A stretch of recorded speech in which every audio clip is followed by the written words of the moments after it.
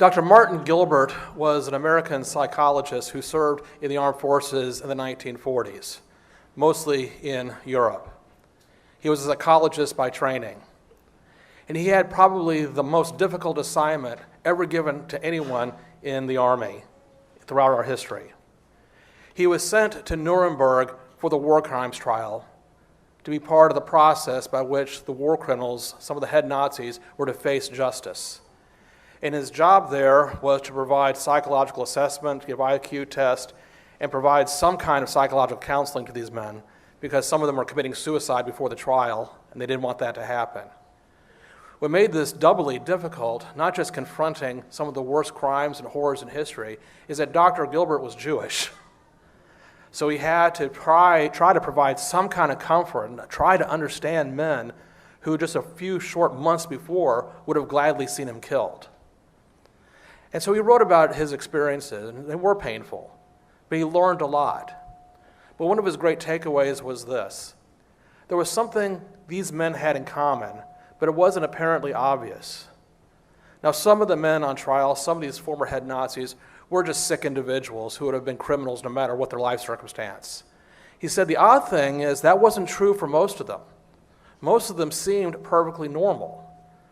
But what would these men have in common other than the acts they performed? Because you had them representing all forms of life. You had aristocratic Prussian generals. You had middle-class lawyers. You had an architect, bankers, people like that. Not only were these men largely quite ordinary, they were almost banal. You would never think that they would be capable of anything so horrific as the Holocaust, but they did. They orchestrated the whole thing. So what made it possible for these fairly ordinary, bland men to perpetuate these atrocities? And he said this was the common denominator. Despite their differences in educational background, social class, all this, all of them lacked empathy. None of them had any capacity for fellow feeling. None of them, in other words, lived in a human world. They did not live in a world of persons. And Dr. Gilbert drew this conclusion. Maybe that's the essence of all evil. Maybe all evil originates from that incapacity to feel with another. Because that's one of the things that makes us human. One of the key things is that we can feel together. I can enter to another person's experience. Their joys can be my joys. Their pain can be my pain, and vice versa. And so if you don't have that capacity, you really don't live in a human world. You live in a world of things. And when you live in a world of things, then all manner of terror and horror is possible. We hear today about a rich man and a poor man, a rich man and Lazarus. Now, in the first part of the story, we get no sense that this rich man is deliberately cruel to Lazarus. He's not tormenting him. He's not, once again, increasing his suffering. He's just leaving him alone. You have no sense at the first part of this parable that he is even aware of Lazarus' existence. He's oblivious. He may have seen him, but it doesn't enter into his sphere of concern. And there is a certain justice to this. He was oblivious during his lifetime to the pains of another. And so what is this punishment in the afterlife? Oblivion. Being oblivious leads to oblivion. Father Abraham talks about this great abyss, this chasm. I can't reach you. I can't come to you. I cannot send another. But who put up this chasm? Who put up this divide? Was it God? It was the rich man. Because that's what a lack of empathy does. It creates distance. It creates absolute separation between me and another. It is only empathy. It is only mutual love that brings us together. And in the absence of that, we only have huge divides. We have a chasm that is unbridgeable.